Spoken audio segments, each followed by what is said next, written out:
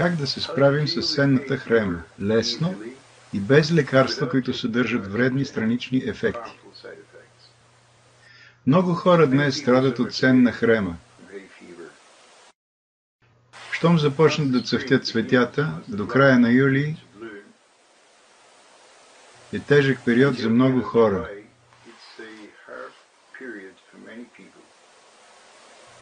И всяка година все повече стават хората, които страдат от тази алергия.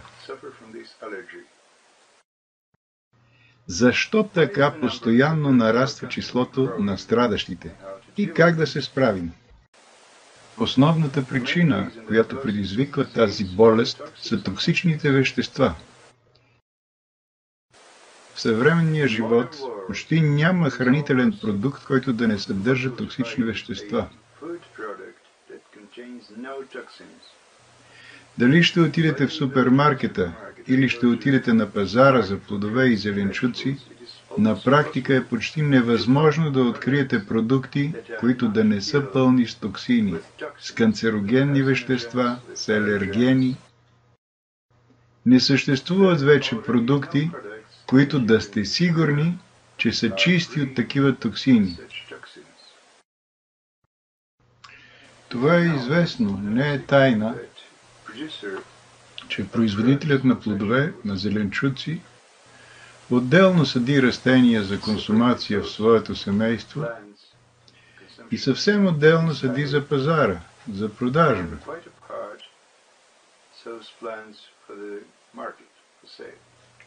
И тези домати, които е насадил за пазара, той самият не ги еде. Защото там той сипва и сипва и сипва това, което държавата му е дала да сипва. А държавата му дава да сипва изкуствени торове и вещества, пълни с канцерогени, пълни с алергени, защото по този начин се привежда в действие глобалната малтусианска програма за унищожаване на 9/10 от човечеството.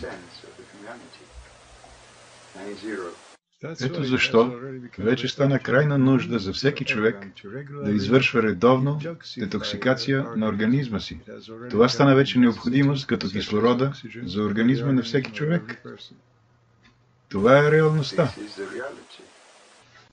Във връзка с редовно извършваната детоксикация на организма, на помощ ни идва холистичната медицина. Какво е холистична медицина?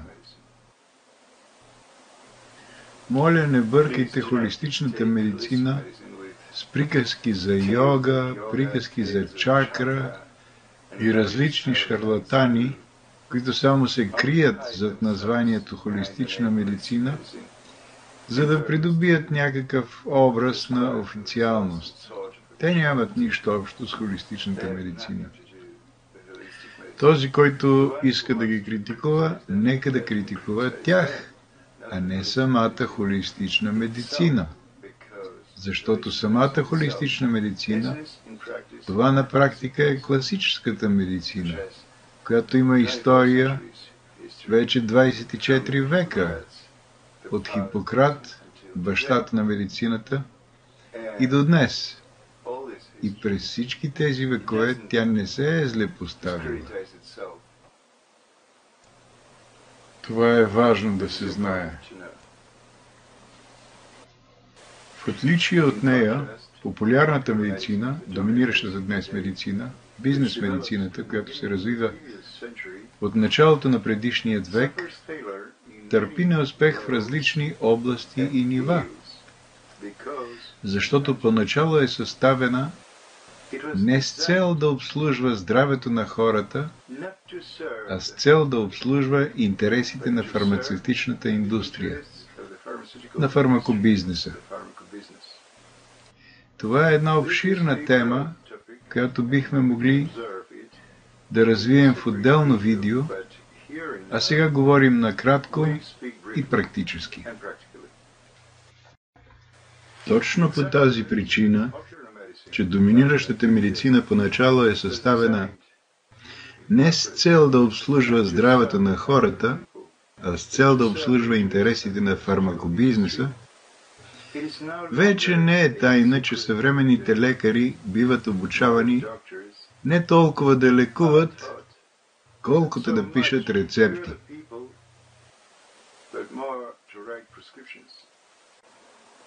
Ако отидеш в кабинета на съвременен лекар, дали ще те излекува или не, това въобще не е сигурно. Но това, което е несъмнено сигурно, той непременно ще ти напише рецепта. Това е реалността. И доверчивите пациенти, или по-верно казано клиенти, вярват и купуват хапчета, и купуват хапчета, и купуват хапчета. И ги гълтат с шепи. Една шепа хапчета на ден да поглъща един човек, това вече се счита за нещо нормално. Ей, хора, събудете се, елате на себе си. Една шепа хапчета на ден да поглъща един човек, това не е и не може да бъде нормално. А прекомерната консумация на хапчета сама по себе си вече провокира различни видове алергии, различни видове рак. Как може да бъде това нормално?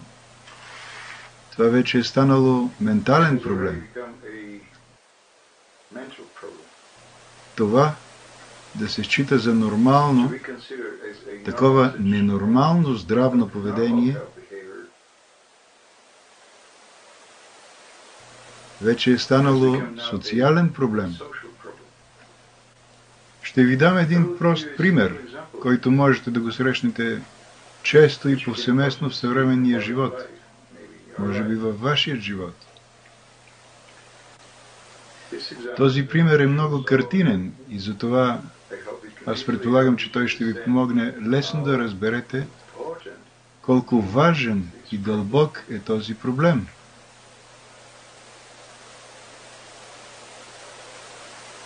Идва човек и споделя с мен.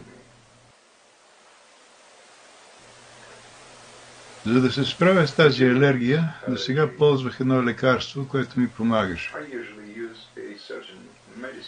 Но ето, че тази година тък му започна пролетта и отидах в една аптека да си го купя и ми казват: това вече го забраниха. Чакайте, защо го забраниха? Питам ги аз. Отговарят ми: защото беше разкрито, че вреди на А, Б, В, забранено е.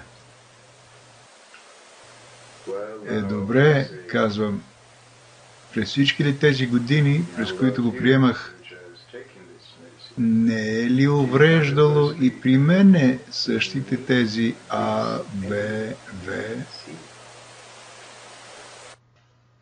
Така че, виждате сами, в бизнес медицината, предназначена да обслужва не здравето на хората, а интересите на фармакобизнеса, се произвеждат лекарства, които се пускат на пазара, защото носят пари.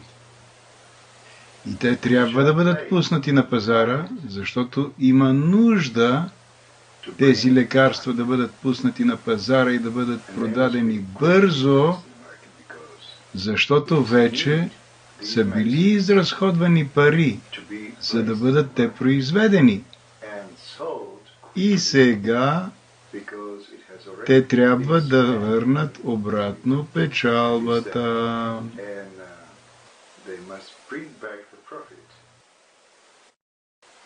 А едва след това, от самата практика на консумация от страна на хората, на основа на вредата, която е нанесена на хората, се установява, че тези хапчета имат такива странични вредни ефекти, онези хапчета имат други вредни странични ефекти и така здравето на доверчивите пациенти, клиенти на фармакобизнеса търпи ущърб, който никой и с нищо после не може да им го възмести.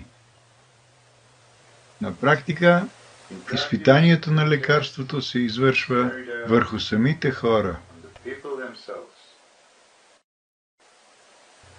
Всички ние сме жертви на тази порочна медико-бизнес система. И аз, и ти, и той, и тя, и те. Всички ние, малко или много, сме жертви на тази порочна медико-бизнес система. В холистичната медицина не е така. Как да се справим с този здравословен проблем? Моята уелнес стратегия е съставена именно с тази цел. Да се справим с този здравословен проблем, този живот, изпълнен с токсини. Уелнес стратегията съдържа различни терапии и средства, базирани на холистичната медицина, които ни помагат да се справим с този здравословен проблем, както в дълбочина, така и външно, симптоматично. И тези терапии и средства, които съдържа моята уелнес стратегия, нямат никакви странични вредни ефекти. Проверено. Отзивите на хората. Тези терапии и средства само подобряват здравето на хората.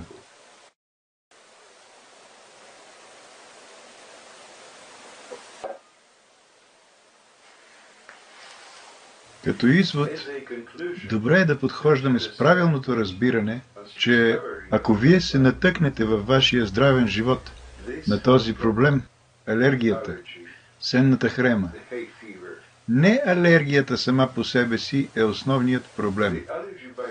Основният проблем се състои в това, че вие сте претоварили своя организъм с токсини, а самата алергия идва вече като логичен резултат от тази токсична претовареност на организма. Тя идва при вас като един вид аларма. Тя ви алармира, събужда ви. Ей, ставай, събуждай се. Взимай мерки, защото ти си претоварил организма си с токсини и е крайно време вече да вземеш мерки и да го разтовариш, да направиш детоксикация. За да бъдем мъдри, трябва да разбираме този основен въпрос и да си направим този важен извод и да вземем мерки, да започнем да извършваме редовно детоксикация на своя организъм. Това е терапията в дълбочина. Разбира се, това не значи, че тази детоксикация на организма трябва да се извършва само през пролетта, когато виждаме действието на алергията със собствените си очи. Не, защото ние не живеем в този свят, в това окръжение, пълно с токсини, само през пролетта. Ние живеем постоянно. Ето защо и детоксикацията трябва да бъде извършвана редовно, постоянно. Затова, във връзка с темата, смятам да ви покажа едно много просто средство, което се справя много успешно с този проблем, с сенната хрема, справя се в дълбочина и външно, симптоматично. И при това, без да има каквито и да било вредни странични ефекти. Това просто средство смятам да ви покажа след малко в това видео. В резултат се получава приятен на вкус чай. След като го приготвите, аз ви съветвам преди всичко, за да се уверите какъв мощен ефект има този чай, изпийте една чаша от него и засечете по часовника. 1 минута. и вие ще се освободите от мъченията. Дишането ще стане свободно, носът ще се отпуши, смъденето в очите и сълзенето ще изчезне малко след това.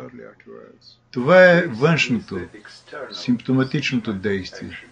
Второ, за да извършите обаче лечението в дълбочина, изпийте чашата чай по време на ядене.